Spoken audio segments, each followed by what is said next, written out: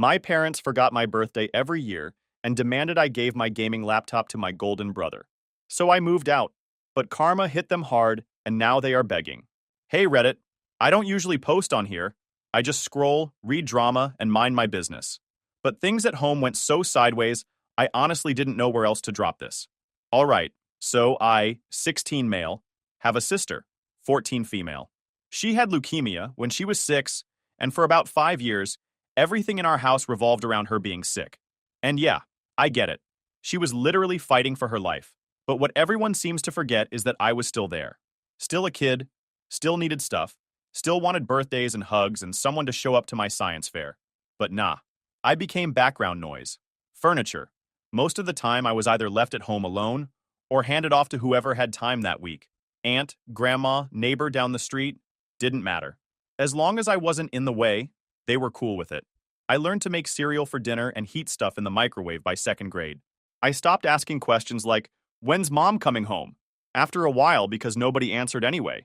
When they did, it was always, she's busy with your sister, or don't be selfish.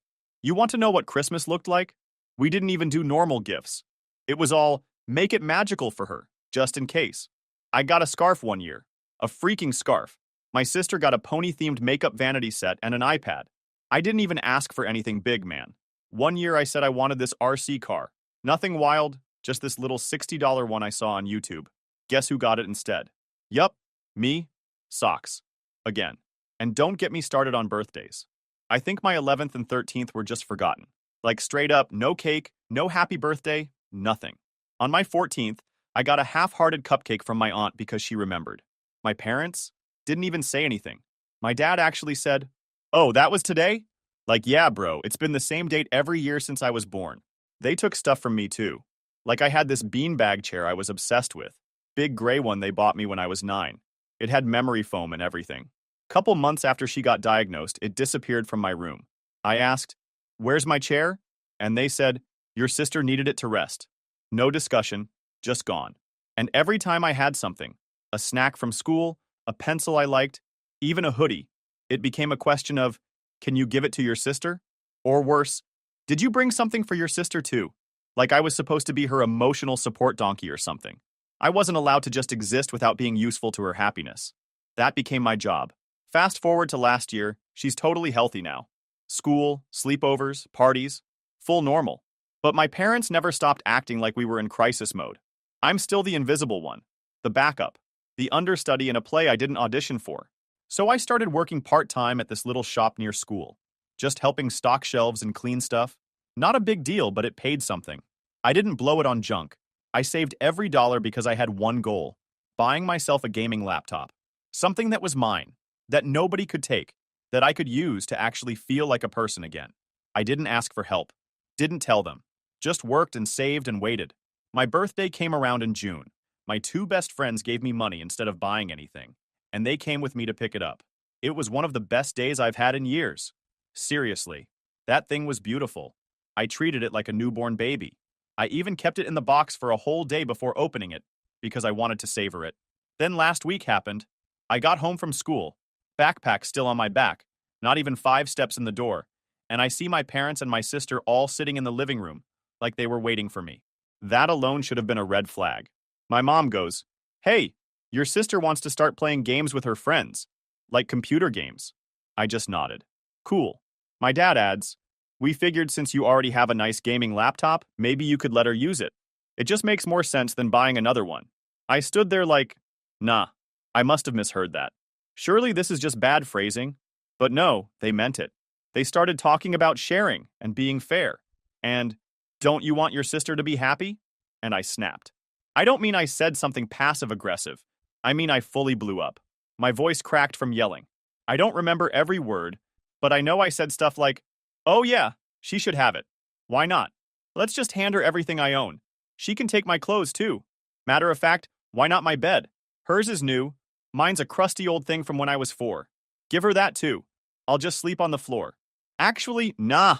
I'll just move out and live in the garage, since I'm clearly not part of this house unless it's to give her something." I was shaking. Not crying, just shaking from how much I had pent up. My sister didn't say a single word, just sat there like she was at a movie. My parents were speechless for like 10 seconds. Then my mom stood up and yelled, "What the heck is wrong with you?" I laughed. One of those dry, dead laughs. I said, "What's wrong with me? Try asking what's been wrong with this house for the past 10 years. I went to my room, slammed the door, didn't even care how loud it was. That was 5 days ago. Nobody said a word to me since unless it's pass the salt or your laundry's done. The cold shoulder is real, but I still have my laptop.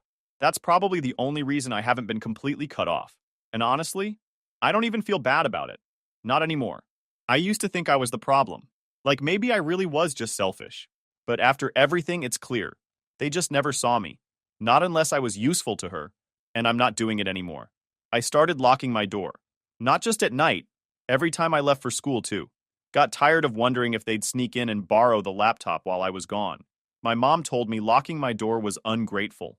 I told her respecting people's stuff wasn't a personality flaw. She walked off like I just insulted the Pope. Honestly, locking that door felt like the first real line I drew in the sand. For once, I wasn't just going along with whatever they decided. I wasn't negotiating for scraps of space. I wasn't going to be the bigger person so they could take from me without even blinking. They weren't used to me having a spine. That's the thing. When you're quiet for years, the moment you speak up, everyone acts like you're unstable.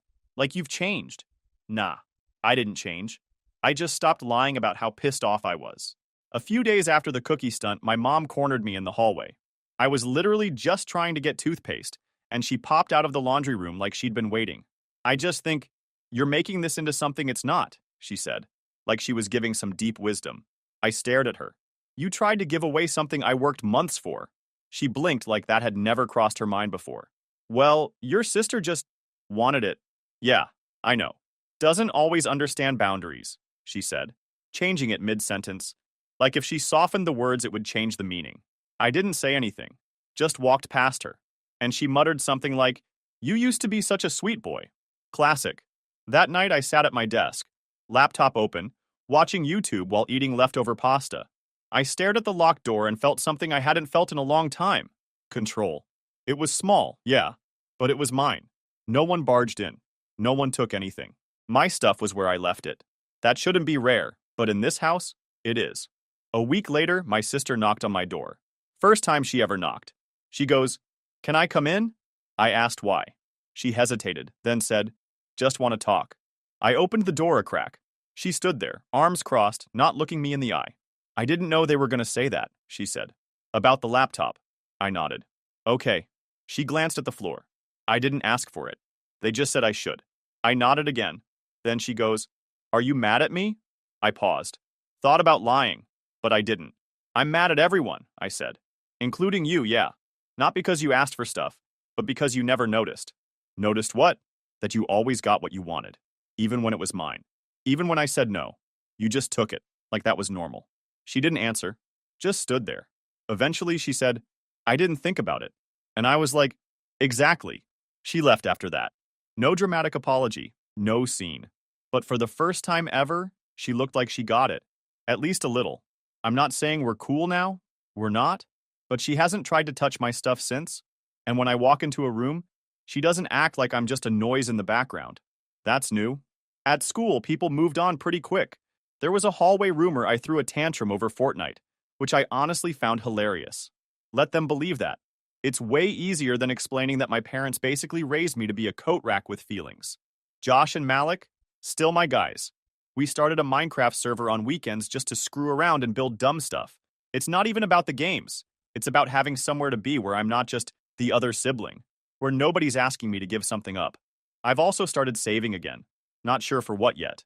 Maybe a better chair, maybe a lockbox, maybe just so I know I can. Feels different now.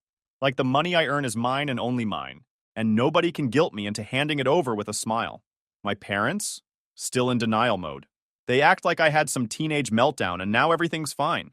They still give each other that look when I don't say good morning or skip dinner.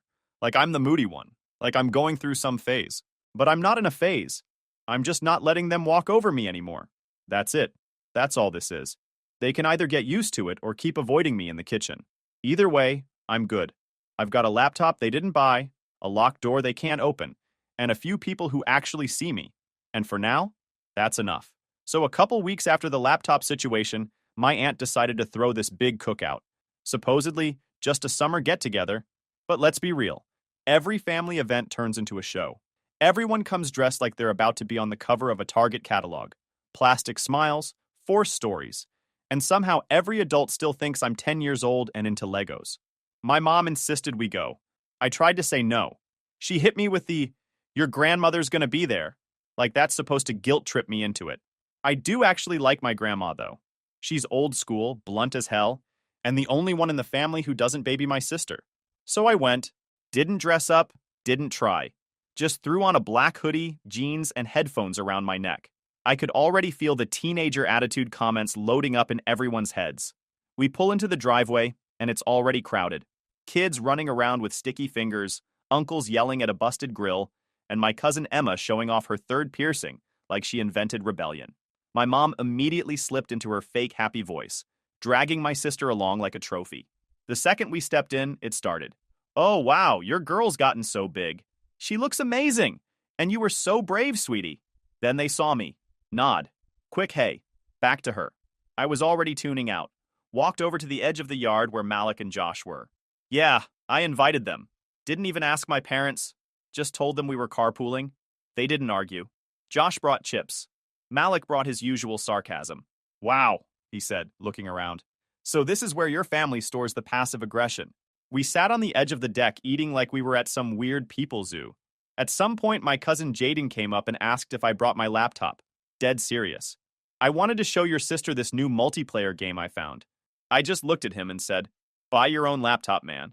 He blinked like I'd just slapped him. Geez. Touchy. Yeah. Touchy. That's me now. Anyway, eventually we all had to gather around for food.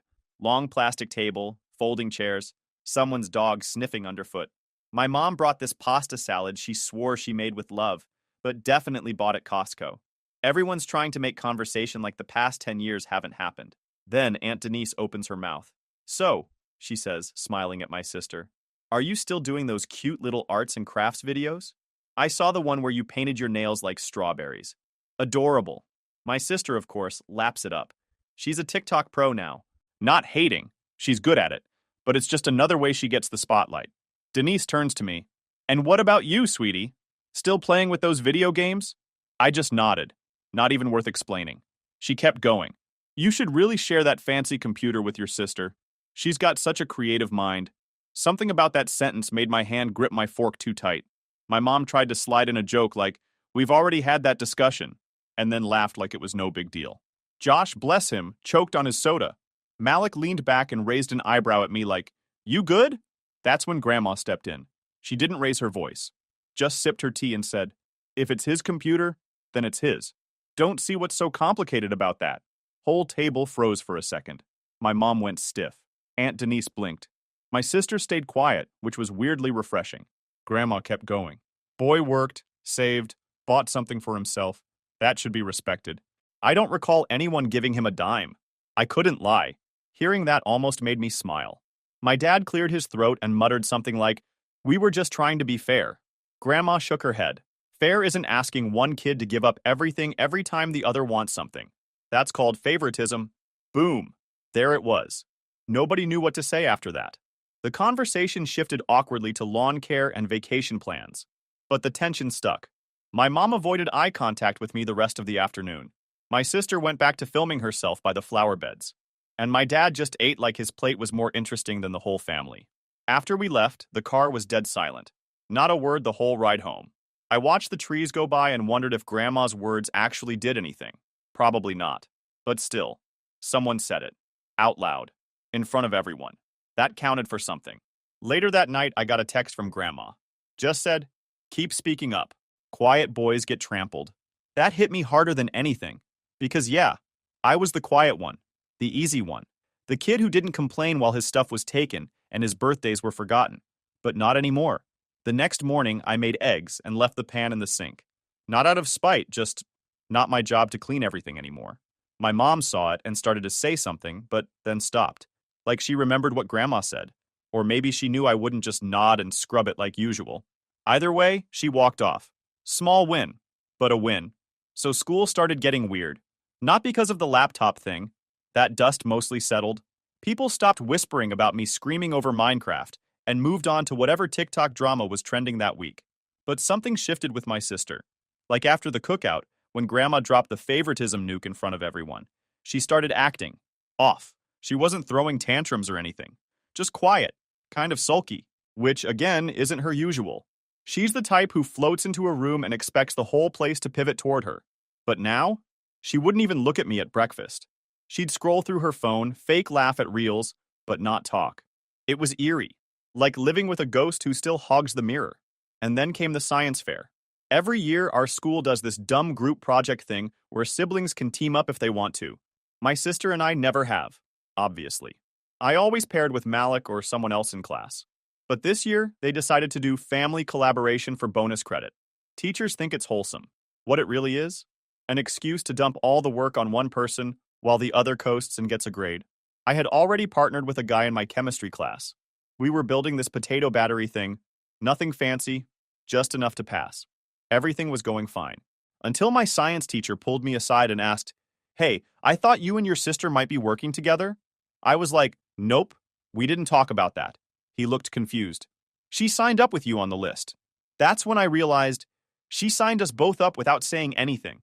And I lost it. Not publicly, not yet, but in my head, alarms were going off. Later that day, I confronted her, caught her by the lockers after school. "Why'd you put my name on your project?" She blinked. "I thought you wouldn't care. You didn't even ask." She rolled her eyes.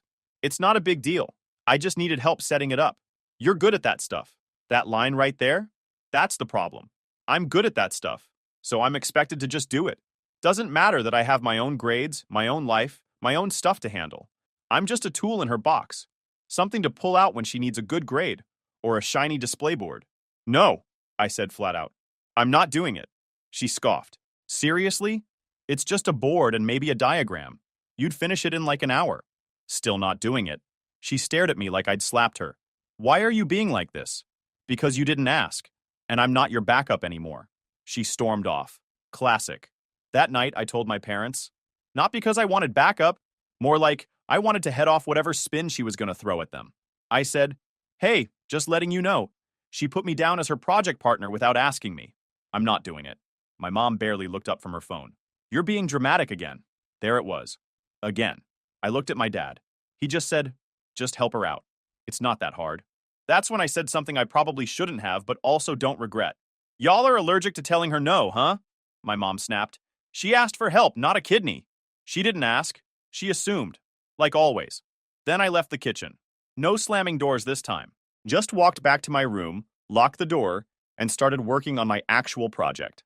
A few days later, the science fair happened. I showed up, set up my table, and guess what I saw across the gym? My sister standing next to a blank trifold board. No project, no poster, just vibes. She looked miserable. Honestly, I didn't enjoy it. I'm not wired like that, but I wasn't going to fix it either. Her friends asked where her project was. She mumbled something about technical difficulties. The teacher looked confused. She didn't throw me under the bus, though. I'll give her that. Still, when we got home, my parents were ready. "How could you let your sister stand there with nothing?" my mom barked. "Not my problem," I said. "I told you, I wasn't doing it. She's your sister. I'm not her unpaid assistant." My dad started going on about family loyalty and being a team, and I just said it. "You only care when I don't bend over for her. The second I do something for myself, I'm the bad guy." And this time, my sister actually stepped in. "He didn't do anything wrong," she said, looking down at her phone. "I should have asked." That stunned everyone into silence. I looked at her. She didn't look back, but she said it, out loud, for once. After that, nobody had anything else to say. My mom walked off to wash dishes. My dad mumbled something about, "Just wish you kids got along." But they didn't push it further. And me? I felt weirdly calm. Not victorious. Not smug. Just clear. I wasn't the villain this time. I said no, and the world didn't end. She took the hit and the planet kept spinning. It felt like maybe, just maybe, she was starting to see the line I was drawing. And that maybe I didn't have to scream to be heard anymore. So after the science fair thing, stuff at home calmed down. Not in a "we're all healed now" way. More like everyone was just tired of talking. Or pretending to talk. My sister stopped trying to rope me into stuff. My parents stopped trying to guilt me every time I breathed in a way they didn't like. It was quiet, which I honestly didn't mind. But while they were cooling off, I was planning. See, I'd been thinking about moving out the second I hit 18. I knew I couldn't just wake up one day and bounce with no plan. I'd need money, options, and most importantly, a reason they couldn't talk me into staying. And I got that reason. My school counselor mentioned a dual enrollment program. Basically, you take college classes at a community college while finishing high school, and if you do it right, you graduate early and get a head start. Best part? It was free. Like government-funded free. I asked for the forms. Didn't tell anyone. I started doing homework at lunch, taking on extra credit, staying after school just to get ahead. People assumed I was just nerding out or trying to win some scholarship. Nah, I was plotting my exit. Quietly, strategically. I figured once I had everything lined up, I'd let them know. Not for approval, just as a heads up. But of course, nothing stays quiet in a house like mine. One afternoon, my mom came into my room while I was at school. She said she was cleaning. Translation, snooping. She found the paperwork on my desk. That night at dinner, she dropped the bomb. So, she said, stabbing her fork into some overcooked chicken, you're planning to leave early? I froze mid-bite. My dad looked up like he was just now finding out too. Dual enrollment? He asked. I didn't answer right away. Just wiped my mouth and said, yeah, I've been looking into it. Silence. Then my mom hit me with the classic, why didn't you tell us? Because I knew you'd try to talk me out of it. They both stared at me like I'd grown another head. You're still a kid, she said. You can't just make decisions like this. I'm 16. I'll be 17 in a few months. I'm allowed to plan. My dad leaned forward. Where are you gonna go? Who's gonna support you? You think life's that easy? I nodded. Nope. That's why I'm trying to get a head start. Then came the guilt tripping. So you're just gonna leave us? Leave your sister? You don't even eat dinner with us anymore. You think you're grown because you have a laptop? Like, what? I didn't say anything. Just let them rant. Eventually, my sister, who had been watching quietly, said, if he wants to go, let him. He doesn't owe us anything. That shut them up real quick. It was honestly the first time she ever backed me up without being asked. And weirdly, it made the whole thing feel even heavier. Like, okay, maybe she gets it now. Maybe a tiny piece of her realizes I didn't just snap one day. This has been building forever. My parents didn't bring it up again for a few days, but I could feel it in the air. My mom kept asking if I needed help with homework in this passive-aggressive tone, like suddenly caring would erase the last 10 years. My dad kept checking in on how I'm feeling, like I was going through a phase or something. But I wasn't. I'm not. I had meetings with the school counselor, talked to the program advisor. I found out if I pushed hard enough, I could graduate 6 months early. If I got a job and kept saving, I could move in with my cousin who lives 2 towns over. He works construction, has a small place, and offered to let me crash in the extra room if I paid part of the rent. That was it. That was the plan. A week later, I told them everything. I said, I've got it set up. I'm taking the early graduation route, starting dual enrollment next semester. I'll be moving in with David after I turn 18. My mom started crying, not loud sobbing, that quiet kind where she wipes her eyes like she's just got something in them. So you really hate it here that much, she whispered. I didn't answer, because if I said no, I'd be lying. And if I said yes, it'd just hurt her more. And I wasn't trying to hurt anyone. I just didn't want to keep living like a cardboard cutout that only got noticed when something needed to be handed over. My dad shook his head. You think you're going to go out there and suddenly life's perfect? No, I said. I just want to live a life where I'm not second place in my own house. After that, dead silence. They didn't fight it, didn't tell me I couldn't. Maybe they realized I was serious, or maybe they were just tired. Either way, I walked out of that kitchen feeling lighter. Later that night, my sister came to my room. I think you should go, she said. I looked at her. She was serious. I don't think mom and dad will ever treat you the way you deserve, she added. But maybe I will. And that hit me weird. Because yeah, it doesn't erase anything, but at least someone saw it. So by this point, I had everything in place. Dual enrollment locked in. My cousin David confirmed I could move in when I turned 18. He even said I could help him on job sites when he had side gigs. Painting, cleanup, random stuff. Not glamorous, but I wasn't looking for glamorous. I was looking for space. Some breathing room. I had a timeline. I was 6 months out. And they felt it. My mom stopped pretending she was okay with it. Started doing that weird thing where she'd make extra dinner and leave a plate outside my door like it was bait. My dad tried the life's hard son speeches at least twice a week. The closer I got to leaving, the more they kept trying to rewrite history. Like, We've always supported you. Number you supported my sister. I survived. But what really set me off? They asked for a favor. A big one. It was a Saturday. I'd just gotten back from work. Yeah, I picked up shifts at this car wash near the highway. Simple stuff, decent pay, enough to help build the escape fund. I walked in, covered in sweat and soap foam, ready to crash. And they're both sitting at the kitchen table like it's a job interview. Mom's like, we need to talk. Cool. Here we go. Dad goes, your sister got into this local arts program. It's during the week, after school, but there's no transportation. I already knew where this was going. Didn't say anything. She needs someone to drive her, my mom says. Just a couple times a week. It's not far. And then the kicker. It would mean a lot if you helped. You've always been such a good brother. Nope. Not doing that. Not falling for that soft voice crap again. I said, you want me to delay my work and school schedule to drive her to an art class? She's your sister, my dad says, like that's a magical sentence that overrides logic. I shook my head. She's got two parents. Figure it out. The tension in the room snapped like a rubber band. My mom's face went red. My dad stood up. We gave you a home, food, everything. And this is how you repay us? Repay. That's what this was about. They weren't asking. They were collecting. Like they kept a silent tab all these years and now wanted me to cash out before leaving. One last transaction. You didn't give me a home, I said. You gave me a storage room, and you fed me just enough to keep me from complaining. That one hit. My mom left the table.